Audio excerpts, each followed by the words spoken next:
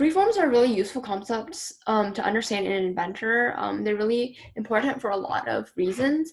They're a bit more complicated, but understanding the basics of freeform and like how it sort of works is understandable. So I'm just going to go over it really quick. So to do that, you're going to start off by clicking box, and it's going to bring you to this 2D sketch. So you can just click a plane that you want, and then you can just select the center point. Okay. So if you you can customize this, like you can make the length like 5 inches. You can make the width like 3 inches. But for my case, this is fine. I'm just gonna go ahead and click OK.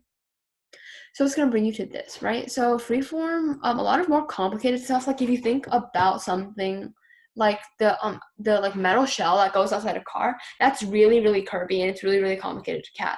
So for something like that, we would use something like a freeform. So basically, freeform allows you to do a lot of really cool things. So you can see this is a freeform. It's like a little round bubble, right? Sort of. And basically what you can do and what makes the freeform so powerful is the edit form thing, right? So basically what you can do is you can click this and you can just click arrows, or you can click thing and you can like pull it, right?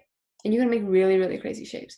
I can click this arrow, I can pull it forward, I can make this like 2 points, like crazy decimal in there. And you can make this like really cool shape. Like think about making this in like using extrusions or some other tool in Inventor. That would be a nightmare, right? It would take a really long time. But what Freeform allows you to do is do all of that in a really easy way. But for Freeform, you have to be really careful. You have to define everything really carefully and define all the measurements really carefully. I'm going to show you a couple more things. So basically, the whole essence of Freeform is you can just use edit form and edit everything. But sometimes you want to get a little bit more advanced and a little bit more customizing. So you can use stuff like this. For instance, I'm going to show you guys how to face. So for this one, you can see that the freeform, it took away the roundedness and it made it like a little block. I'm going to click, wait. Oh, okay. Here. I have that. Okay, I'm not going to show you guys that. You subdivide. Subdivide is something good. So you click this, right? And you can make the square smaller. You can make like, there are like 5 squares here.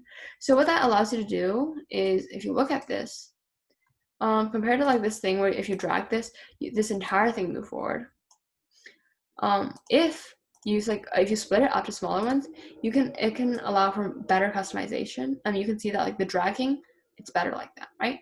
And then the freeform is really good for a lot of reasons. Like for making like a dent like that, and Autodesk would be like without using the freeform would be really hard. So once you finish freeform, it just basically turns it into a normal part. So you can't you won't have all those like, it won't turn purple. You won't have those crazy squares. And then after you make that custom part, then you can just go about your time in Autodesk like normal. Okay, so basics of freeform.